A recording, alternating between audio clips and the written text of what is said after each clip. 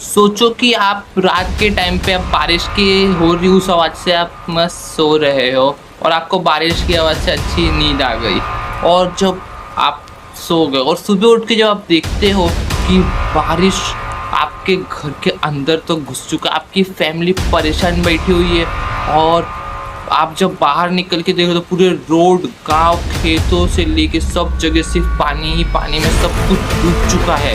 तो ये मैं कोई मूवी का सीन नहीं बोल रहा हूँ, ये रियल लाइफ में आसाम के परिवारों के साथ हुआ है। जुलाई 2026 एक बार फिर असम को बहुत बड़े बाढ़ का सामना करना पड़ा।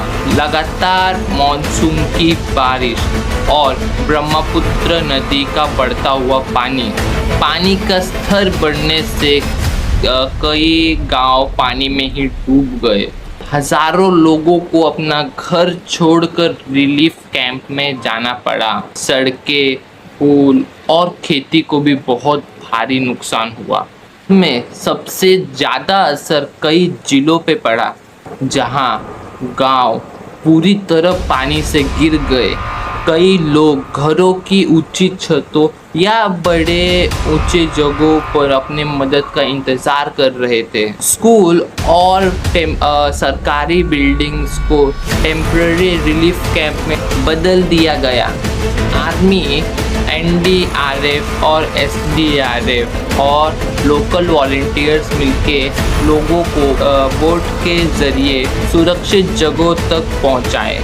बच्चों, बुजुर्गों और बीमार लोगों को उन्होंने पहले रेस्क्यू किया। रिलीफ कैंप में खाने पीने का पानी और ज़रूरी मेडिकल सेवाएं दी गई।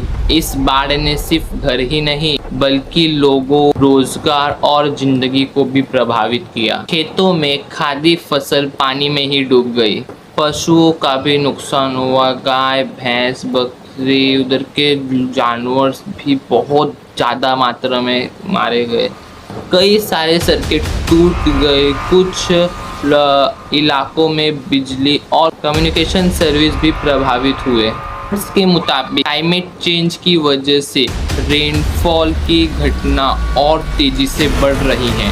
इस वजह से असम जैसे फ्लड प्रोन राज्यों को हर साल ऐसी चुनौतियों का सामना करना पड़ता है। कुछ जगह पानी धीरे धीरे कम हो रहा है, लेकिन लोग अभी भी रिलीफ कैंप में ही रह रहे हैं। सरकार और रेस्क्यू एजेंसी लगातार मदद पहुंचाने में लगी हुई है। असली चुनौती उनको रेस्क्यू करना नहीं, अब उनकी ज़िंदगी फिर से नॉर्मल बनाना है।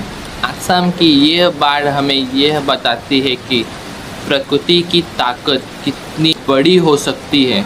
ऐसे समय में हिम्मत, एकता और मदद ही सबसे बड़ी ताकत बनती है। अगर ये वीडियो इंफॉर्मेटिव लगा हुआ तो इसे शेयर करना और असम के लिए प्रेयर करना कि वहाँ के लोग सुरक्षित रहें।